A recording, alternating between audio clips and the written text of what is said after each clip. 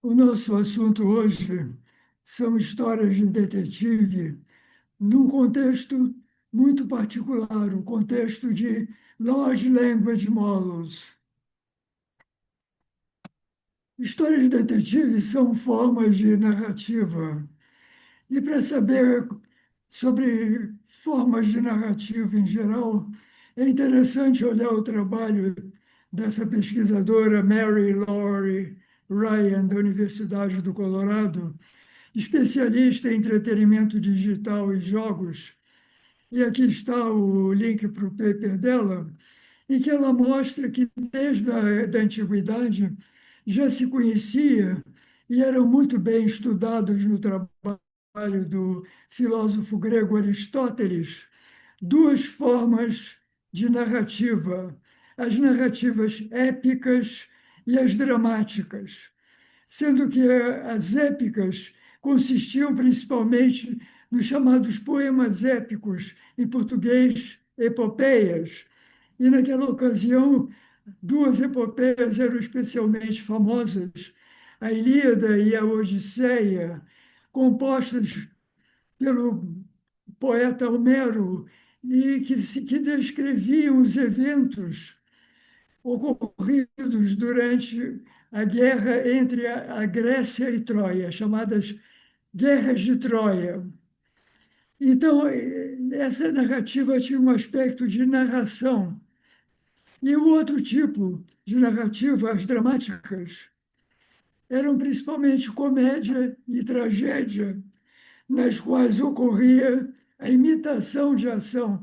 Quer dizer, seres humanos, pessoas, atores, representavam o papel daqueles personagens. Agora, o que nos interessa é uma coisa relativamente nova, que apareceu a partir do século XIX, um novo tipo de narrativa que a Ryan chama com esse nome complicado de narrativa epistêmica. A palavra epistêmica significa raciocínio, lógica. Então, essas narrativas eram motivadas, dirigidas pelo desejo de saber, o desejo de conhecer. Agora, conhecer o quê?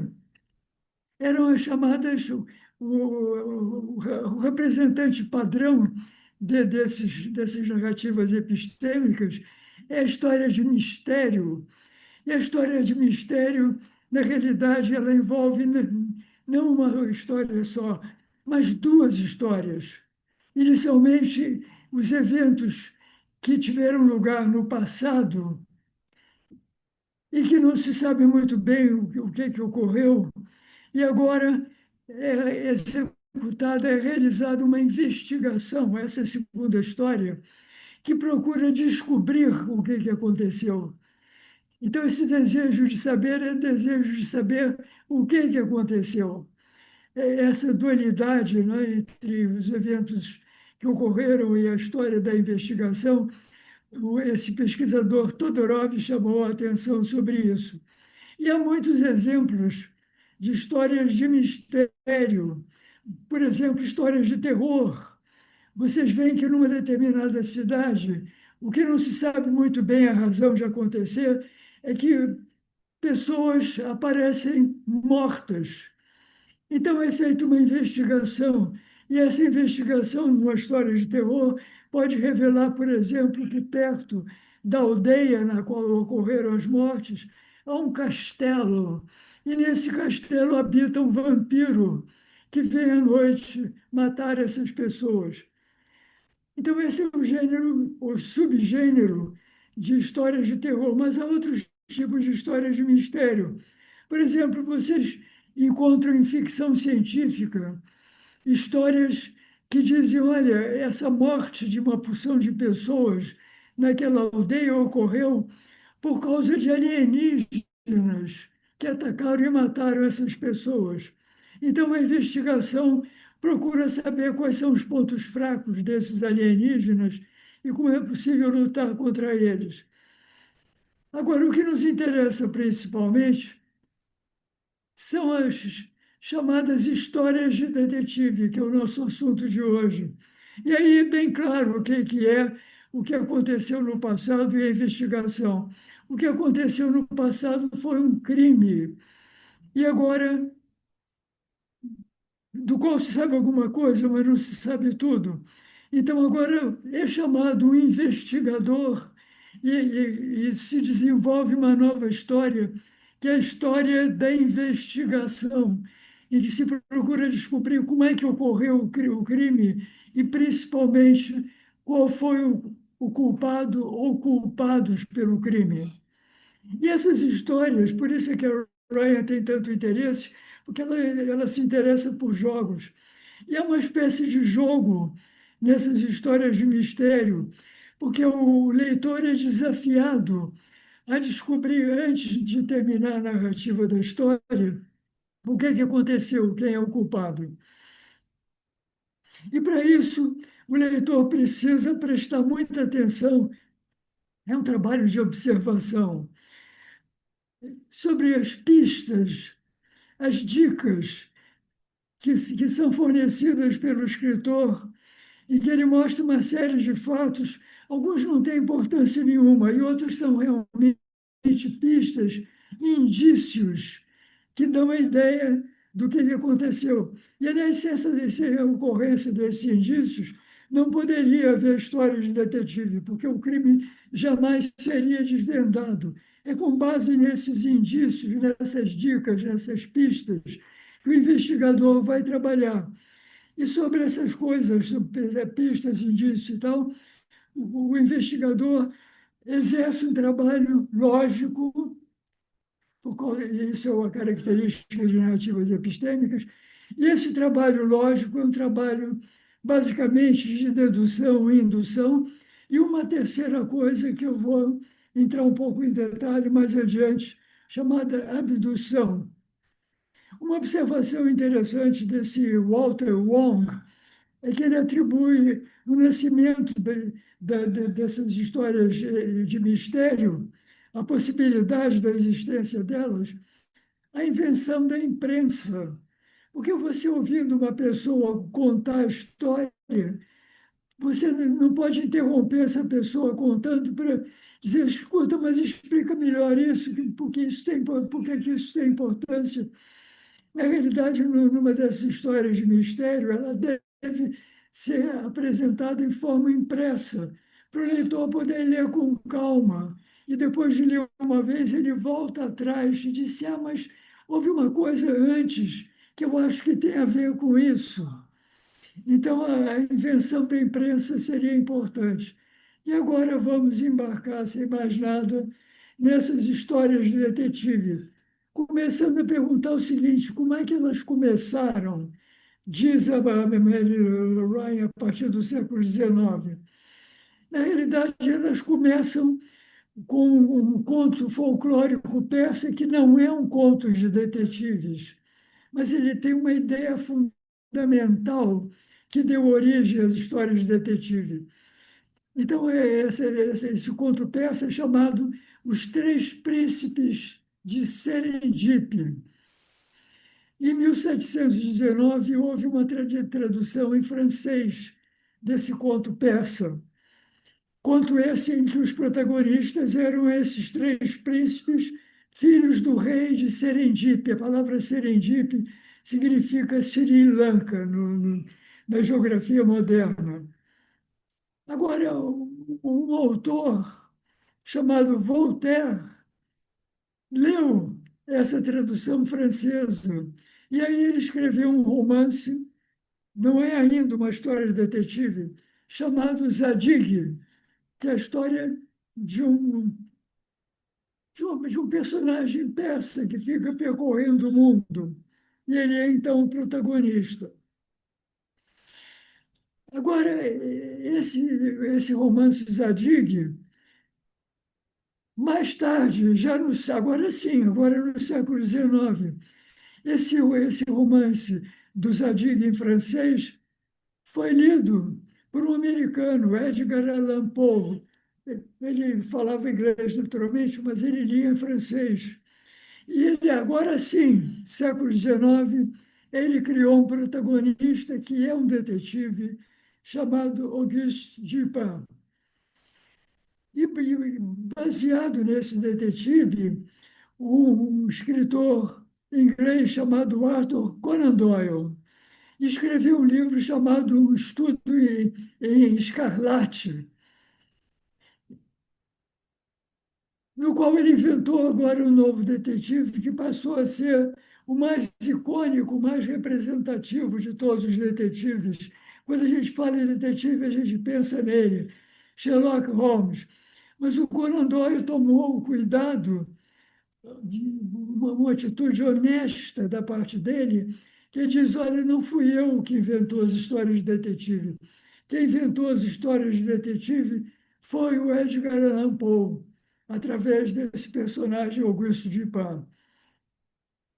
Agora, uma outra coisa interessante, essa palavra serendip deu origem a um conceito chamado serendipity, que aparece numa carta escrita por esse pesquisador Horace Walpole, que diz o seguinte: olha, é muito interessante o que aconteceu com esses príncipes, porque eles estavam sempre fazendo descobertas através de acidentes, quer dizer, aquelas dicas, aqueles indícios que vão sendo observados.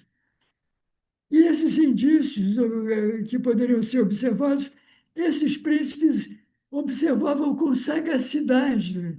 Quer dizer, são duas coisas: é preciso que aconteçam essas pistas, e é preciso que o investigador tenha um talento especial, que ele chama de sagacidade.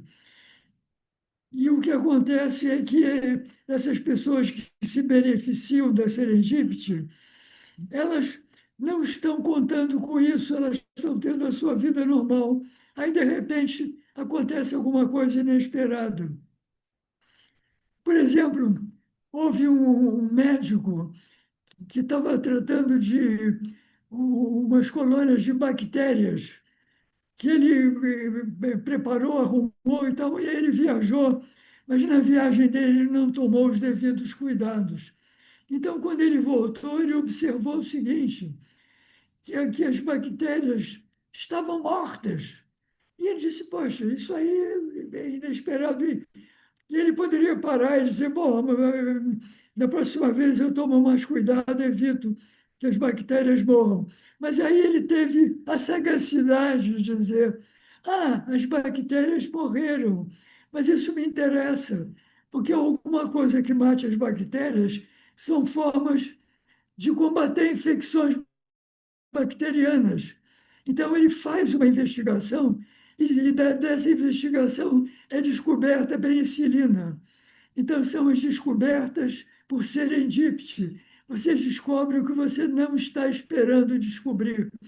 Um aluno do professor Casanova escreveu uma tese exatamente sobre a pesquisa dessas coisas inesperadas. Como é que você prepara o teu sistema de coleta de informação para se beneficiar dessas descobertas acidentais? Então, o que nós temos é aprender a partir de observação. E que observações foram observadas pelos príncipes de Serendip, pelo Zadig, pelo Dupin e pelo Sherlock? Então, os príncipes de Serendip, uma vez eles estavam caminhando numa estrada, e aí aparece um homem que diz: escuta, eu sou cameleiro e estou preocupado com o seguinte: eu estava conduzindo os camelos e eles se perderam. Eu não sei onde é que eles estão. Será que vocês viram os meus camelos? Aí um dos príncipes diz: ah, será que um dos teus camelos é um camelo cego de um olho? E era. E aí o cabeleireiro disse: "Pô, você viu o meu camelo?" E fica até suspeitando que os príncipes tinham roubado o camelo. Então, mais tarde, os príncipes explicam como é que nós percebemos isso. Pelo seguinte: porque a estrada, de um lado, tinha uma porção de plantas bonitas, viçosas, gostosas para um camelo comer, e do outro As plantas estavam todas secas, era uma comida horrorosa. E os camelos comeram a comida horrorosa. Então, nós chegamos à seguinte conclusão: eles comeram comida horrorosa porque eles só estavam enxergando desse lado, eles não viram a comida boa do outro lado. Por que que aconteceu isso? Ah, porque naturalmente estavam cegos do olho que correspondia ao lado bom. O próprio Zadig repete a mesma façanha, só que em vez de serem camelos, são cadelas. Uma cadela sumiu, e aí uma pessoa pergunta ao Zadig: escuta, você viu a minha cadela? E diz o Zadig: ah, foi uma cadela que recentemente teve filhotes. E o homem diz: ah, você viu a minha cadela? Talvez você tenha roubado. Não, eu fiquei sabendo que ela teve filhote, porque tem uns sulcos no terreno que são tipicamente os sulcos pela mama, porque a cadela, quando tem um filhote, as mamas crescem, e quando ela anda pelo solo, aparecem uns sulcos típicos disso. E o Dupin, o que que acontece com o Dupin? O Dupin está caminhando com um amigo e, de repente, ele diz: ah, eu sei o que você está pensando. Você está pensando que o ator fulano de tal não é lá grande coisa. Aí o amigo disse: mas como é que você adivinhou? Ah, eu adivinhei porque eu estava observando você o tempo todo. Você falou isso e aquilo. Você olhou de lado e notou uma certa coisa que você achou importante. Então, eu concatenando todas essas coisas que eu vi você fazer, eu cheguei à conclusão que você fez uma cara assim, que tinha descoberto alguma coisa. E o que você descobriu é isso, é a sua opinião sobre aquele ator. E o amigo fica naturalmente impressionado com ele. Então, esses são os contos de raciocínio. O Dupin mostra uma proeza analítica, deduzindo o que o amigo estava pensando acerca de um determinado ator, através de pistas reunidas sobre as palavras e ações desse amigo. E o Sherlock? O Sherlock diz para o Watson o seguinte: olha, Watson, eu sou uma pessoa que tem um talento especial, mas esse talento eu pude adquirir com estudo. E esse estudo foi um estudo muito particular. Eu fui estudar todas, mas somente as coisas que interessavam para a minha atividade profissional. Então, vamos ver nesse desejo de aprender o que aconteceu com essas pessoas. No caso dos príncipes de Serendip, eles eram filhos de um poderoso rei que tinha esses três filhos e queria prepará-los, porque o seu rei sabia, já estava idoso, sabia que ia morrer, que os filhos iam sucedê-lo, então eles deveriam ser bem preparados. Então ele procurou sábios no reino todo, especializados em várias ciências. E os meninos tiveram que aprender várias ciências pacientemente. No caso do Zadig, ele não aprendeu tudo quanto é ciência. Ele aprendeu sobre propriedades de animais e plantas. Por isso é que ele entendia bem das cadelas. E o Dupin? O Dupin diz: a melhor aprendizagem é através da matemática. Então, através da matemática, eu me preparo para fazer uma coisa que eu chamo de operações retrógradas. O que será isso? Operações retrógradas, eu sublinhei porque a gente vai voltar a trabalhar sobre isso. E o Sherlock, o que ele andou estudando? Isso aí foi observado pelo amigo dele, Watson, que ficou prestando atenção no que o Sherlock sabia e o que ele não sabia. Então, ele era zero em literatura, zero em filosofia. Em botânica, era variável, ele não sabia tudo de botânica. Sobre jardinagem, ele não sabia nada, mas ele entendia muito de venenos. Sobre geologia, ele sabia muita coisa sobre solos diferentes. Ele olhando as manchas produzidas pela lama na calça dele, eu diria: essa lama veio de tal região de Londres, essa outra lama veio de tal outra região. Ele sabia de que parte de Londres ele tinha recebido aquelas manchas. Ele lia muita literatura sobre crimes, tudo quanto é história de horror perpetrada no século, ele tinha acompanhado, porque ele dizia que os crimes se repetiam. O mesmo tipo de crime podia se repetir mais tarde. E ele queria poder comparar esses crimes. Ele sabia muita coisa sobre a lei britânica. Agora, e o que ele não sabia? Porque ele diz, olha, o que não tem nada a ver com a minha profissão não me interessa. Por exemplo, o Watson, de repente, descobre que o Sherlock não sabia que a Terra girava em volta do Sol. Aí o Sherlock diz, porque isso não tem nada a ver. E você ficou admirado, espantado de eu não saber isso? Pois olha, eu vou te dizer uma coisa. A partir de agora eu vou fazer o melhor possível para esquecer isso, porque isso é um conhecimento que não me adianta nada. E agora vamos ver o tipo de raciocínio que o Sherlock exercia, utilizando todas essas coisas científicas especiais que ele tinha estudado. Ele dizia o seguinte: olha, as palavras do Sherlock nessa história é um estudo de Escarlate, que é a primeira história de Sherlock escrita pelo Conan Doyle. Muitas pessoas, se você descreve uma sequência de eventos, ela vai dizer: ah, eu sei qual vai ser a consequência dessa série de eventos. Se aconteceu isso, isso, isso, agora tem que acontecer aquilo. Agora, muito poucas pessoas existem que você, dizendo um resultado, olha, hoje eu observei isso, eu fiz essa observação. Então, qual seria a sequência de eventos que levou a esse estado? E ele chamava isso de raciocinar da frente para trás. Quer dizer, dado o que aconteceu hoje, o que eu estou observando hoje, o que no passado teria conduzido a isso? Então, isso ele chama de reasoning backwards, raciocinar de trás para frente.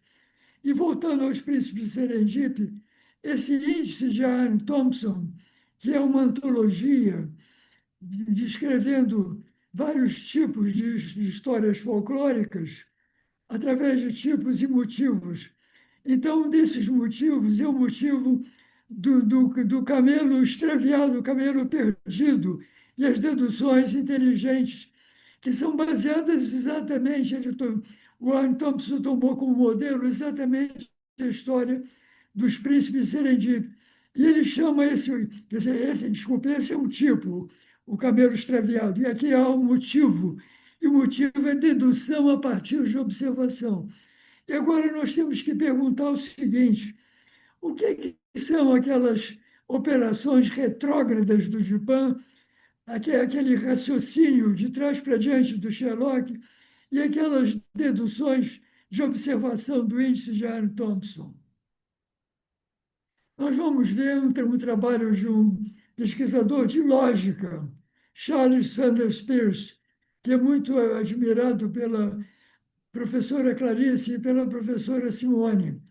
Há três tipos de raciocínio.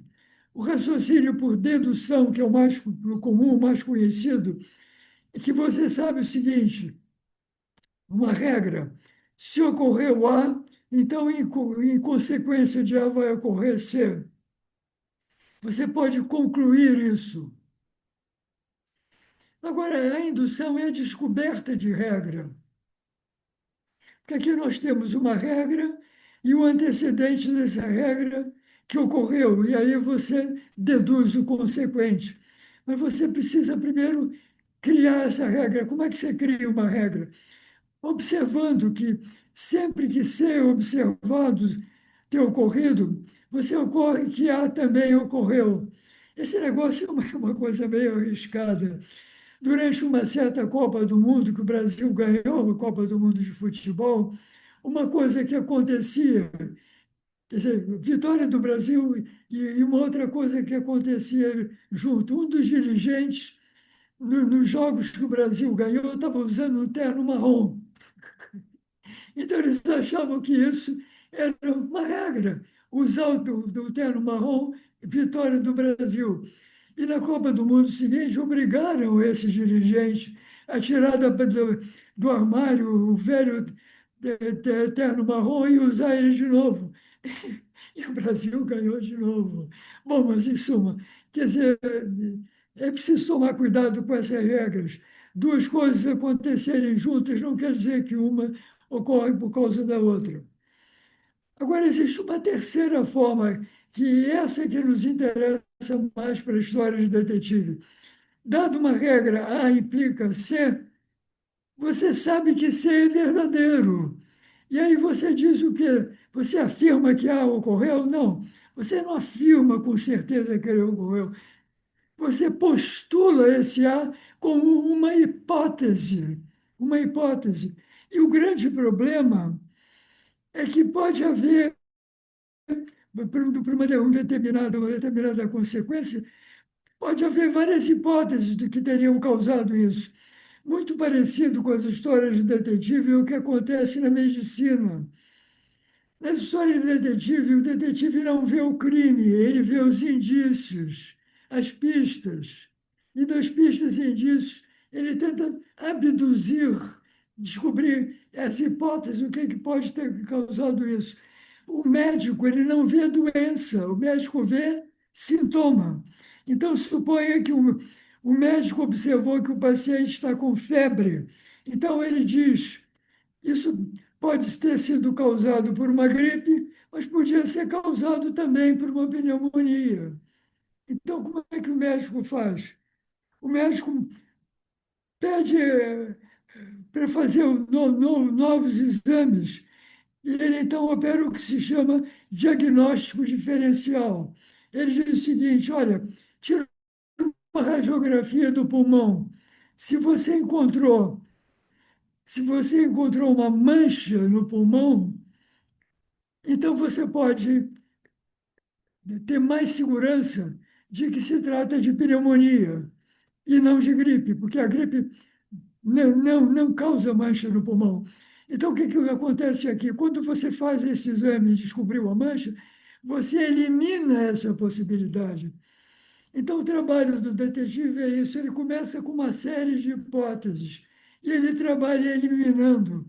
E diz o Sherlock: quando você eliminou tudo e sobrou só uma coisa, por mais improvável que ela seja, ela é a causa. Isso, evidentemente, é exagero. O que acontece na realidade, nos detetives sérios, sempre nos de ficção deverá ocorrer também, é o seguinte: às vezes o detetive, por absorção, ele tá, e por eliminar várias coisas, ele está convencido, mas ele tem que provar isso, ele tem que dar um indício forense que seja aceito na justiça para poder condenar o criminoso.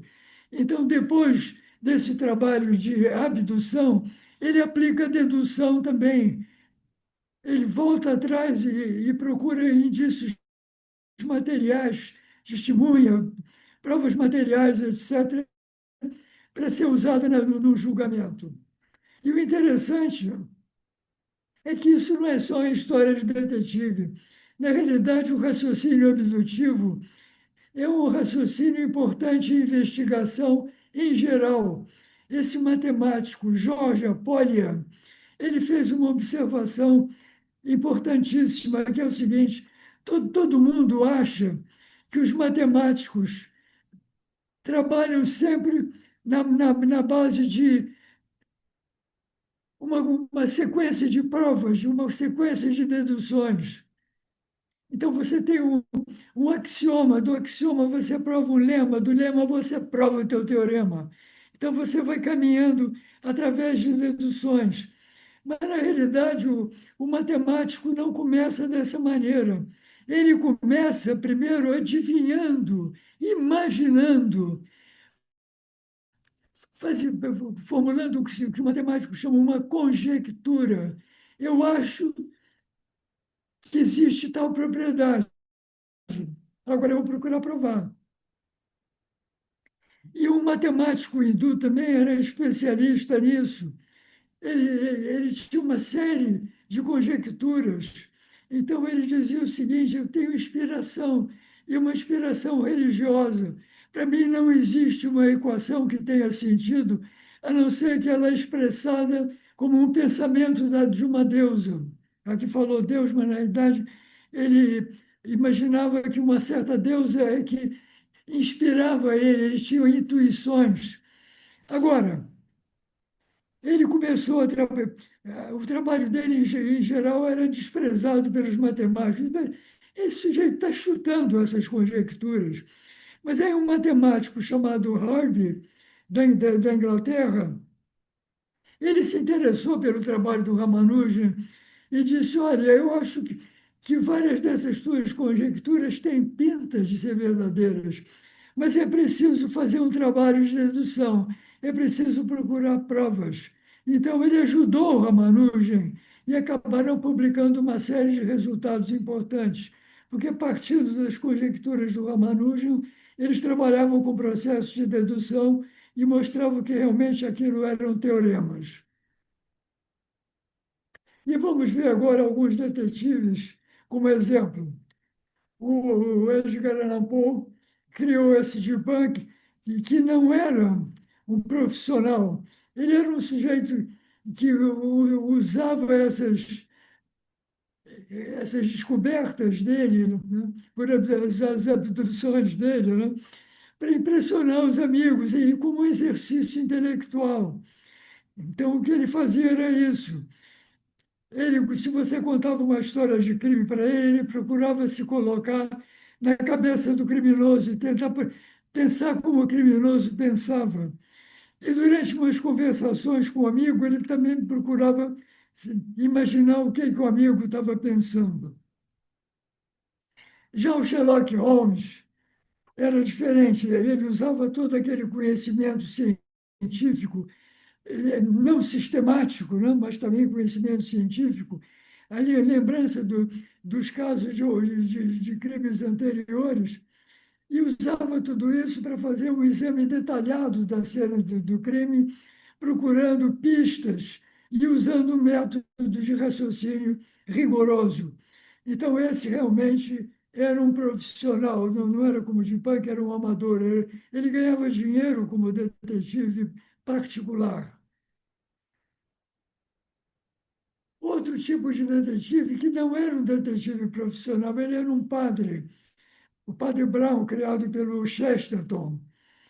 Mas, apesar dele ser padre, portanto, a profissão dele era uma profissão religiosa, muitas vezes ele era chamado para ajudar a esclarecer um crime, porque ele tinha um conhecimento muito grande da natureza humana, através da atividade dele como padre, porque ele ouvia confissões. Ele conversava com muitas pessoas e procurava dar uma assistência espiritual a muitas pessoas. Então, ele tinha um conhecimento humano, da alma humana muito grande. E uma coisa que ele tirou do criador dele, esse pesquisador Chesterton, uma coisa que ele estudava muito era a ocorrência de paradoxos. O, o Chesterton gostava muito de mostrar que certas coisas que você observava na natureza, na história, etc., e dava uma certa interpretação, na realidade, a interpretação verdadeira era completamente diferente, era até o contrário. Então, o Padre Brown muitas vezes fazia isso. Olha, todo mundo está pensando que a história desse crime é tal, mas não é nada disso. Eu conheço as pessoas e sei que não é assim que elas reagem. Ah, esse é um dos meus prediletos, o Poirot. O Poirot, entre outras coisas, como vocês estão notando, é o máximo da elegância. E ele seleciona os suspeitos pelo perfil psicológico. Eu ia contar a vocês uma história de um jogo de cartas que ocorre num jantar promovido por um indivíduo meio alucinado, que convida para jantar quatro investigadores e quatro pessoas que ele achava que no passado tinham cometido crimes e esses crimes nunca foram descobertos. Então eles jantam e depois de jantar começam uma partida de bridge. Numa sala, os investigadores e numa outra sala, os tais suspeitos de crimes antigos. E aí, de repente, acontece o seguinte: o dono da casa é assassinado. E aí os detetives concluem o seguinte: o assassino só pode ser um desses quatro. Agora, qual deles é? E aí o Poirot descobre da seguinte maneira: ele examina como cada um deles jogou bridge e vê que um deles é um sujeito que improvisa coisas, que de repente toma uma decisão, o que não é característica dos outros. Então, só esse indivíduo meio alucinado que rouba no jogo de bridge, que anuncia coisas falsas no jogo, ele era a única pessoa com perfil para ter cometido aquele crime. E, naturalmente, a Agatha Christie força que seja isso verdade. A Miss Marple, também da Agatha Christie, é completamente diferente. Ela é uma pessoa que mora numa aldeia e tem uma vida um tanto limitada, mas ela interage muito com as pessoas que moram ali. E ela tem uma sensibilidade muito grande para comparar quando ocorre um crime com incidentes semelhantes que ela observou. E ela, inclusive, faz uma coisa curiosa. Ela é uma pessoa de idade e que tem um hábito de conversar, o que se chama gossip, né, em inglês, que a gente podia traduzir como mexerico, fofoca ou falatório. Ela gosta de conversar com as pessoas ali da aldeia. E alguma daquelas pessoas pode estar envolvida num crime. E ela tem uma sensibilidade muito grande de, através dessas conversas, ela conecta, ela relaciona algum comentário casual que uma dessas pessoas faça. A pessoa diz alguma coisa que parece que não tem nada a ver. Ela diz, ah, mas isso que você falou tem a ver com o que eu estava procurando. Então, esse talento dela é que a torna, apesar dela ser amadora, ela acaba atuando como detetive. O contrário do Poirot em matéria de elegância, esse detetive americano, esse é um detetive policial, é o máximo da deselegância.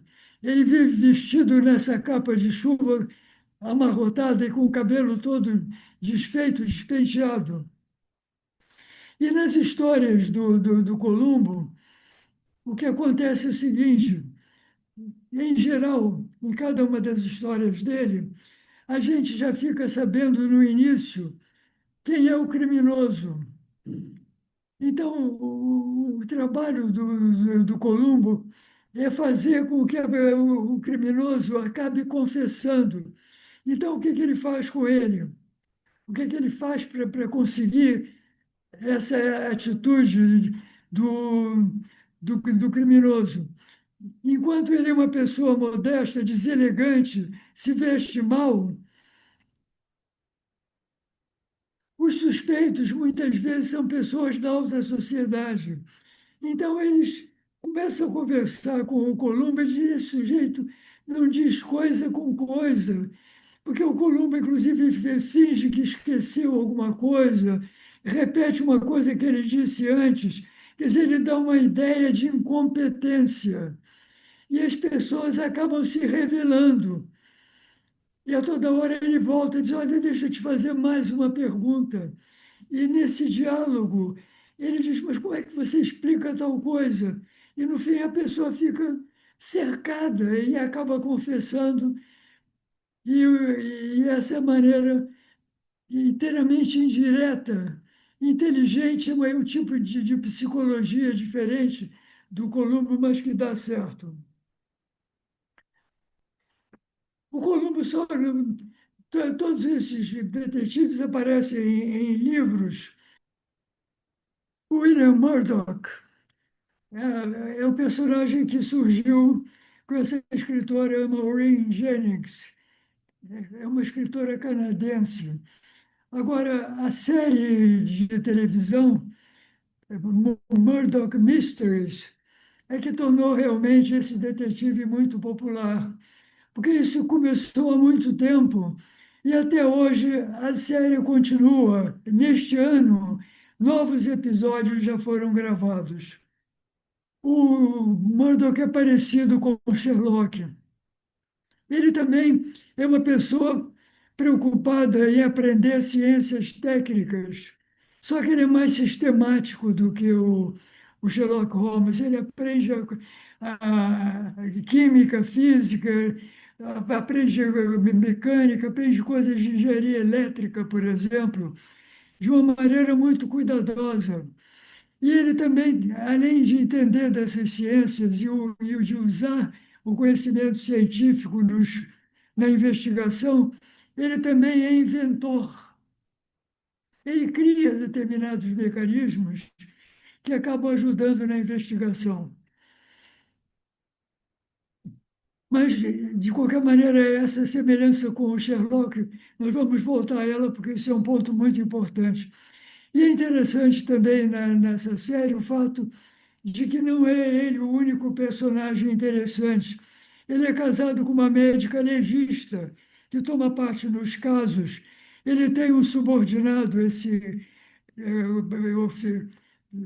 soldado Constable, né? Crabtree, que é um indivíduo imaginativo que cria uma série de histórias pessoais também.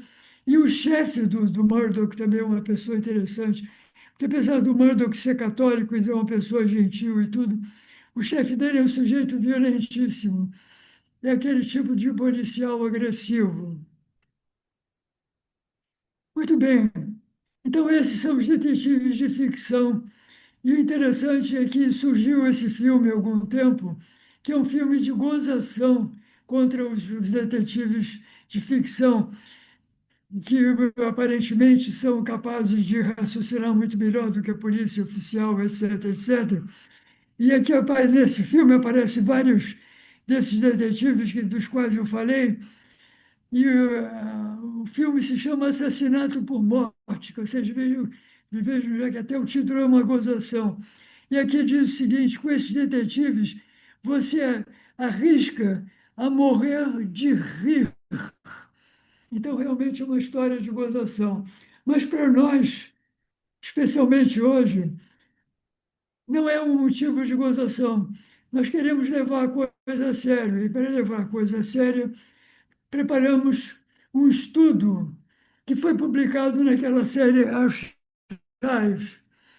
Então, caracterizando os métodos investigativos de detetives de ficção através de LLMs, de Large Language Models.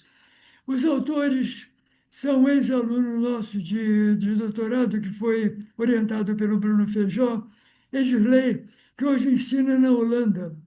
E colaboraram também o Casanova, o próprio Feijó e eu, minimamente.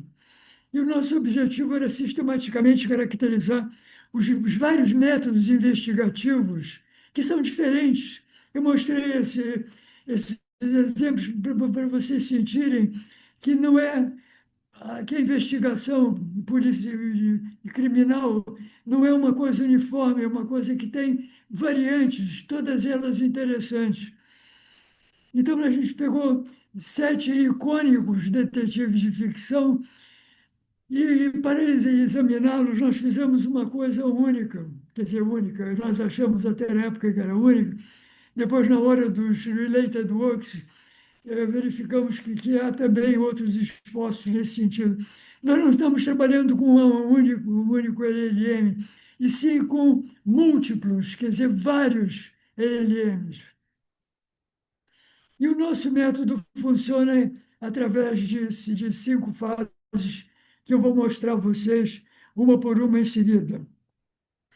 E esse método, utilizando LLMs, nós achamos que era uma boa ideia consultar LLMs para fazer a nossa investigação, mas não queríamos ficar só nisso, porque sempre é uma certa desconfiança sobre a gente ficar dependendo de LLMs.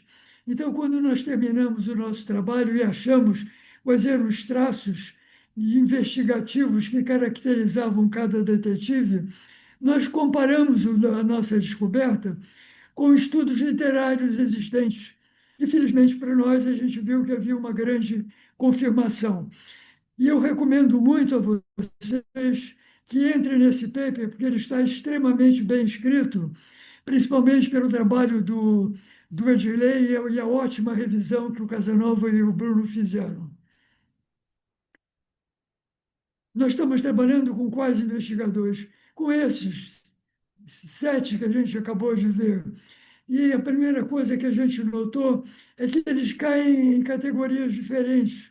Então, o Sherlock e o Poirot são detetives particulares. E é interessante que o Poirot foi proposto num livro pela Agatha Christie, mas ele se tornou especialmente famoso através de uma série de TV que é estrelada pelo David Suchet. Então, hoje é a cara do David Suchet que a gente imagina como sendo a cara original do Poirot. E aos detetives da polícia, o Columbo, que só existe na série de televisão, e o William Murdoch, que existe no livro, mas existe principalmente nessa série Murdoch Mysteries, que, como eu disse, é renovada até hoje. E há também os detetives amadores.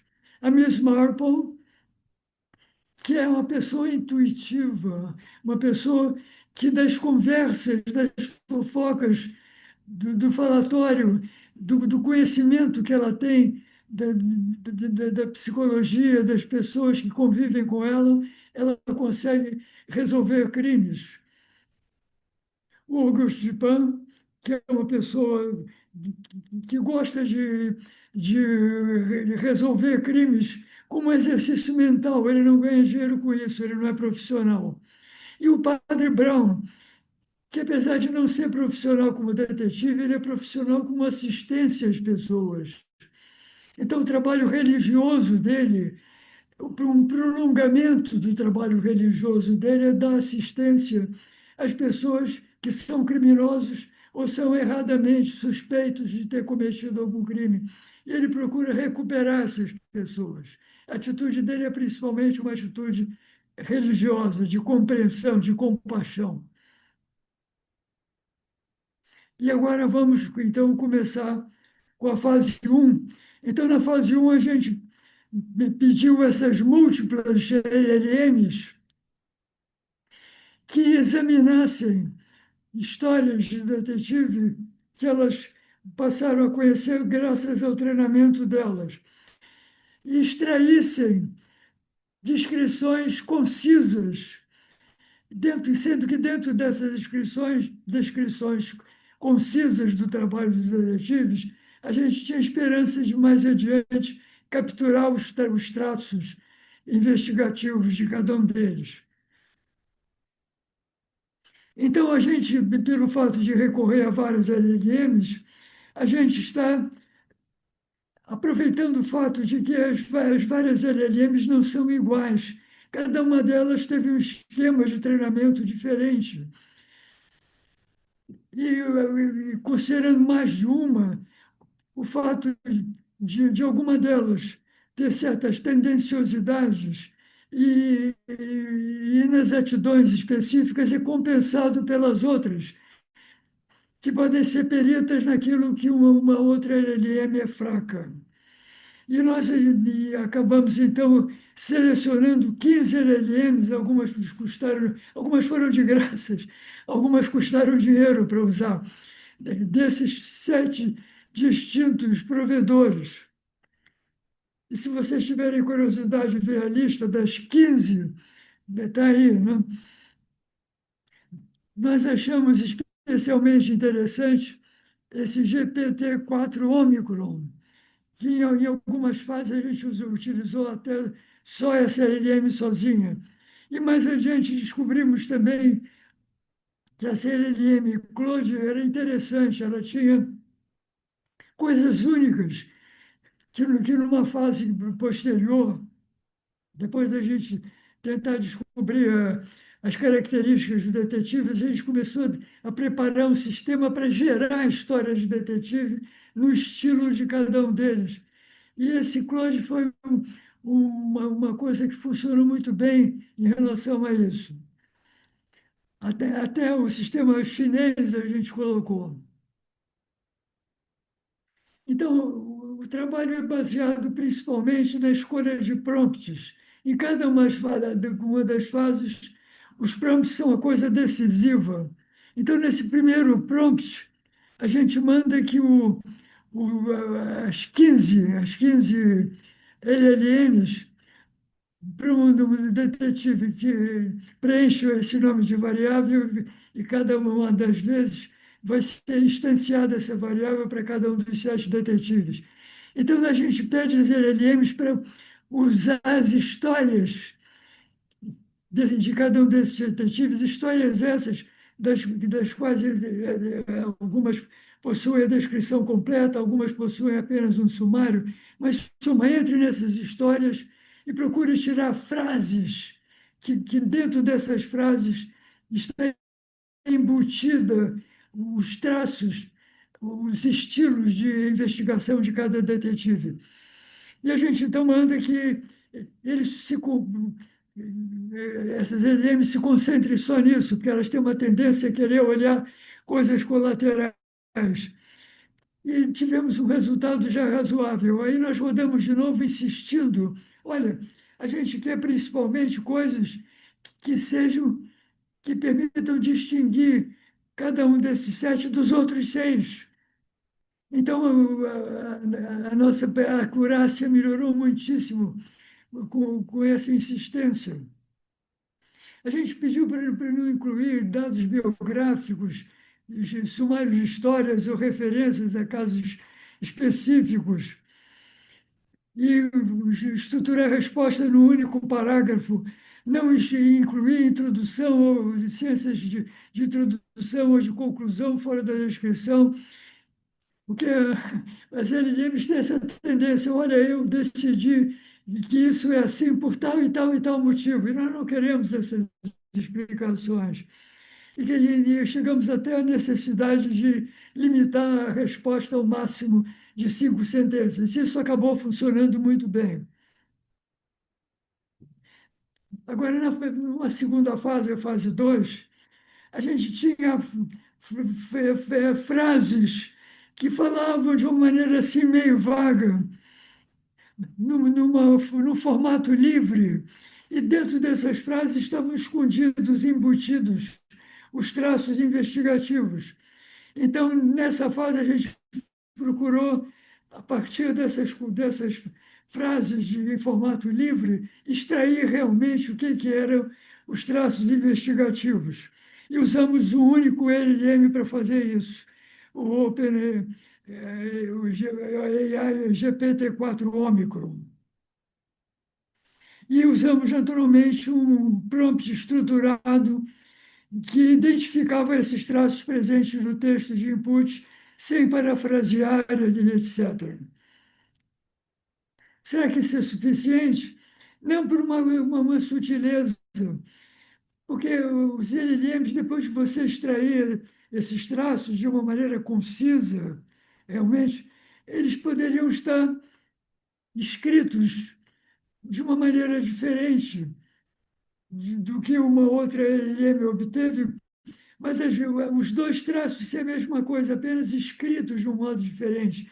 Quer dizer, uma dizia, esse detetive usa métodos psicológicos, e a outra dizia, esse detetive tenta descobrir o que as pessoas pensam. E aí você mostra que isso é, na realidade, a mesma coisa. Então, o que a gente faz é um grupamento semântico. A gente reúne frases diferentes, mas cujo sentido é o mesmo. E aí, então, naturalmente, é necessário ter um prompt especial para fazer isso, um prompt de grupamento. E esse prompt de grupamento lista todas as frases originais e reúne elas debaixo de um único label, que exprime de uma maneira bem sintética o que significa esse traço investigativo. Será que isso é suficiente? Bom, ainda falta uma coisa: é saber se são importantes esses traços que foram descobertos. E como é que a gente faz isso? Nessa fase 4, que é uma análise de consistência. Então, o que a gente faz é o seguinte: a gente verifica quantas LLMs contribuíram para cada um desses traços. Em alguns casos, todas as 15 disseram esse traço é importante. Em outros, dizem menos. Então, para nós, a gente fixou um limiar, um threshold de 20%. Quer dizer, só nos interessa aqueles traços para os quais pelo menos 3 LLMs disseram que o traço é importante. 3 em 15 significa exatamente 20%. E para fazer essa investigação, a gente usou um script Python. E esses grupos, então, que receberam essa nota de pelo menos 20%, a gente categorizou como consistentes e retivemos esses traços. E todos aqueles traços que tiveram menos de 20%, quer dizer, menos de 3 LLMs acharam o traço importante, a gente descartou completamente. Para vocês terem uma ideia de como isso acontece, olha só os traços que a gente obteve para o Columbo, que o que teve melhor acerto foi de 80% e o pior foi de 20%. Então, acontecem algumas coisas que, aliás, aparecem em todos os detetives. Atenção meticulosa a detalhe e cuidado e habilidade de observar cada indício. Isso ocorre praticamente para todos os detetives. Agora, alguma coisa como fingir que esqueceu, isso é coisa do Colombo, ele finge que esquece, finge que se confundiu, e tem essa estratégia de ficar voltando a questionar, voltando a interrogar o suspeito, fazendo perguntas indiscretas, até acabar fazendo que o suspeito se sinta cercado e ele acaba. E ele pergunta para o suspeito: escuta, mas depois de tudo isso que você admitiu, como é que você admite, como é que você explica tal coisa? O suspeito acaba dizendo: eu confesso, eu realmente sou o criminoso. E, finalmente, uma última fase é uma identificação inversa, validação e identificação inversa. A gente faz uma pergunta ao contrário. A gente diz: olha, para cada detetive, o que caracteriza o detetive é essa lista de traços investigativos. Agora vamos fazer o seguinte: se eu der para cada um de vocês 15 LLMs, os traços investigativos, a gente diz, são de um determinado detetive, que eu não vou dizer qual é. Entre os 15, você me diga qual é o mais provável que tenha esses traços. Então, por exemplo, para o Poirot, isso deu um resultado muito bom. Quer dizer, você pega a lista de traços investigativos que achou para o Poirot, e sem dizer que é do Poirot, você pergunta às LLMs qual é o detetive que se encaixa melhor. E todos os 15 disseram, é o Poirot. Agora, houve algumas discordâncias. Então, a gente selecione, o prompt manda selecionar o detetive que mais provavelmente contém essa lista de nomes dentre os 7. Então, como é que a gente avalia o resultado? Uma das medidas é a acurácia, é a precisão geral, global. Quer dizer, a gente pergunta, levando em conta todos os 105 casos. Por que 105? Porque são 7 detetives que a gente pergunta a 15 LLMs. Então, 7 vezes 15 dá 105. Então, acontece que 96 desses casos foram casos de acerto, o que dá uma proporção de 91,43%. E fizemos também uma outra verificação, já que não foi perfeito tudo, vamos ver onde que houve alguma confusão. Então, para isso, a gente faz um exame por detetive, uma coisa misteriosa chamada uma matriz de confusão. Então, aqui está a avaliação geral, com Columbo 100%, Padre Brown 100%, a Miss Marple 100%. Agora, entre o Sherlock e o Murdoch, houve alguma disparidade. Quer dizer, 14 acertaram entre os 15, nos dois casos. Então, vamos olhar até uma matriz de confusão para ver o que acontece. Então, as linhas se referem ao que corresponde ao verdadeiro detetive, actual, quer dizer, o verdadeiro. Então, no caso do Poirot, por exemplo, a gente pega a lista de traços encontrados por Poirot, não diz que é do Poirot e pergunta a cada uma das LLMs, onde que vocês acham que se encaixa? Então, essa diagonal é o que nos interessa, porque dá a coincidência. Você pediu o Poirot, encontrou o Poirot, etc. Agora, olha só, no Sherlock, 14 acertaram que era o Sherlock, mas teve uma que disse que é o Murdoch. Eu tinha dito a vocês que o Murdoch é como se fosse um Sherlock canadense. Ele é um sujeito que estuda muitas ciências e tem um tipo de método de raciocínio, de, de proceder em relação à investigação muito parecido com o Sherlock. E, reciprocamente também, quando a gente deu a lista do Murdoch, 14 disseram é o Murdoch, mas teve um que disse, esse é o Sherlock, e disse errado. Agora, o pior caso foi o do Dupin, que deu 53%, que não é mal, mas que não é perfeito. Então, o que acontece é o seguinte, 8 casos foram de acerto, agora, em 7 casos, eles disseram, olha, essa lista corresponde ao Sherlock. Na realidade, nós chegamos à conclusão que isso era muito razoável. Por quê?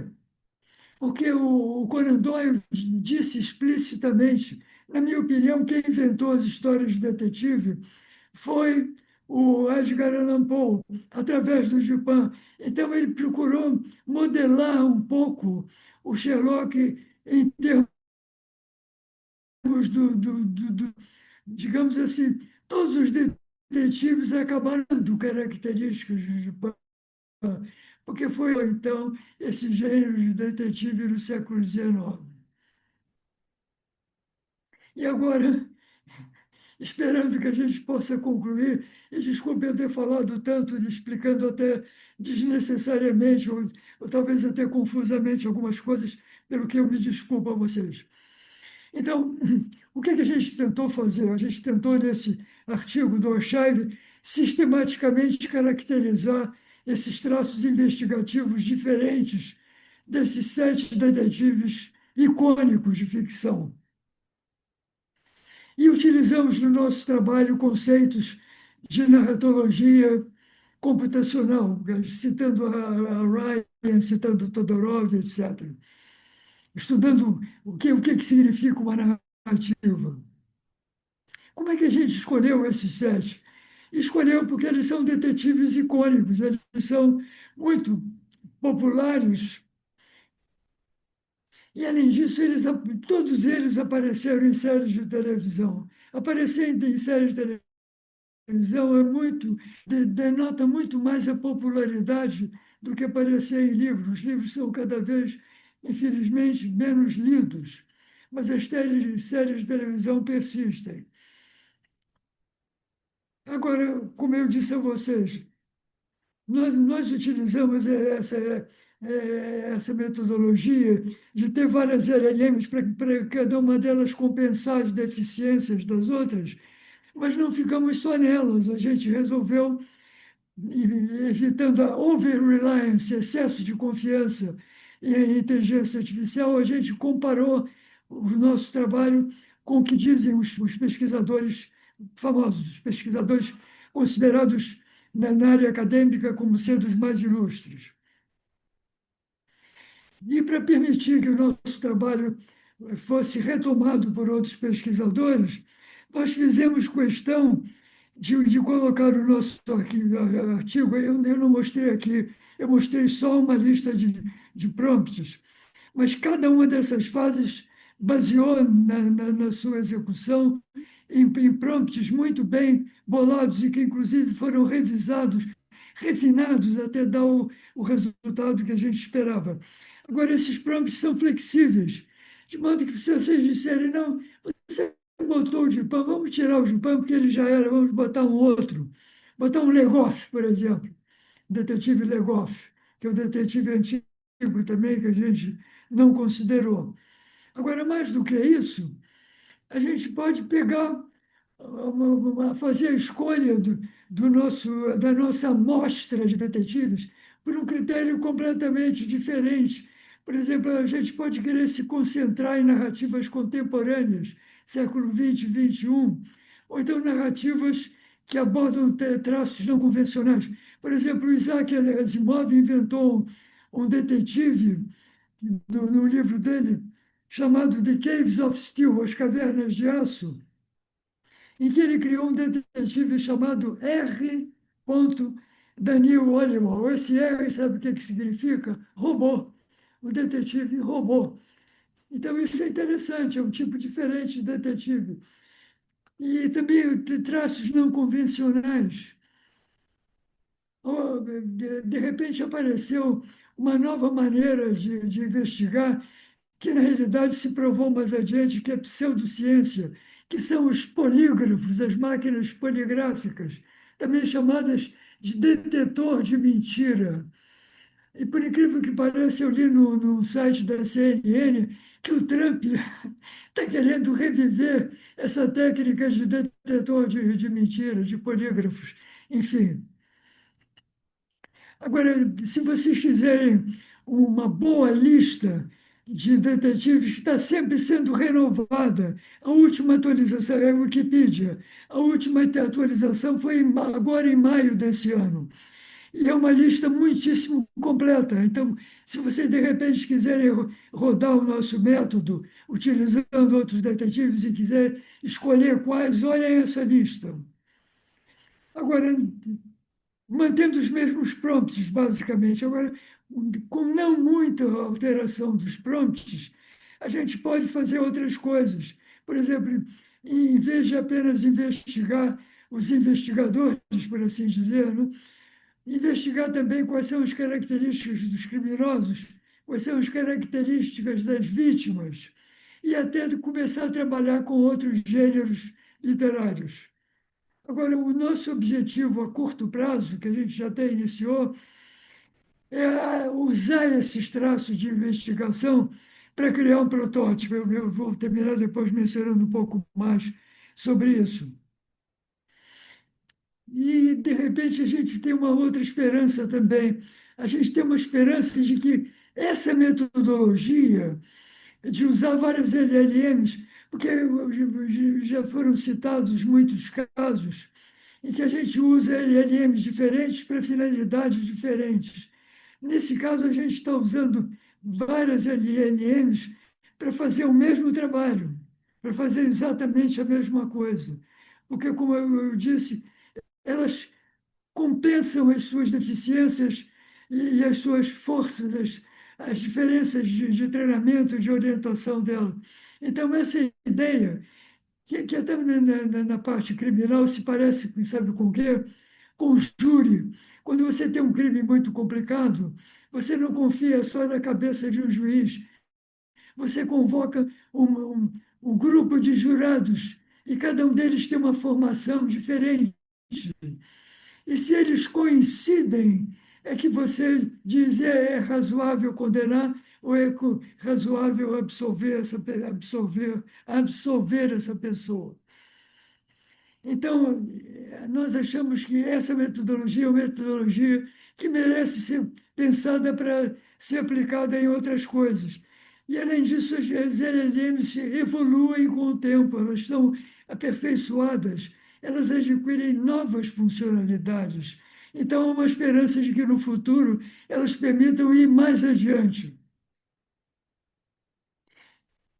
E aqui está um pouquinho já uma dica sobre esse trabalho que a gente iniciou de criar um protótipo, usar esses traços investigativos para criar novas histórias de detetive e dizendo, olha, eu quero que você crie uma nova história de detetive no estilo daquele detetive, em estilo Poirot ou em estilo Sherlock.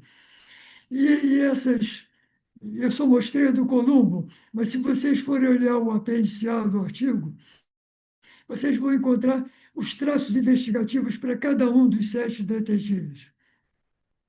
Como é que a gente usa esse protótipo que a gente começou a desenvolver? A gente tem que fornecer como input uma premissa do crime, quer dizer, é o que é dito ao investigador quando ele vai começar. Quer dizer, alguém convida o investigador e diz assim: olha, nós sabemos que em Paris apareceu num bar uma pessoa morta e tinha um sujeito estranho ali em volta. Nós não sabemos o que aconteceu. Quer dizer, você dá uma dica do que era conhecido antes do detetive ser selecionado e ele começa a trabalhar a partir dali. Então, essa premissa é isso. Essas são as poucas dicas sobre a história do crime. E agora, o que a história vai ter? A história vai ter os vários eventos do detetive investigando aquilo, até que, no final, ele reúne, tipicamente, ele reúne todo mundo. Ele diz: olha, nessa história de investigação que vocês acabaram de acompanhar, eu fiz isso, isso, isso, isso. Eu descobri que a história do crime é a seguinte: Fulano pegou uma arma e depois fez isso, isso, isso. Quer dizer, a história da investigação revelando, no fim, a história do crime. E isso é guiado, como eu disse a vocês, por esses traços investigativos. Então, na hora de mostrar como o detetive age, se ele vai usar mais fatores psicológicos ou fatores científicos, tudo isso ele tira daqueles traços que são fornecidos para o protótipo. E lembrando sempre essa observação do Santo Durov, né? De que o que a gente está descrevendo nesse nosso protótipo são essas duas histórias, a história do crime e a história da investigação. Muito obrigado. Com isso, nós encerramos.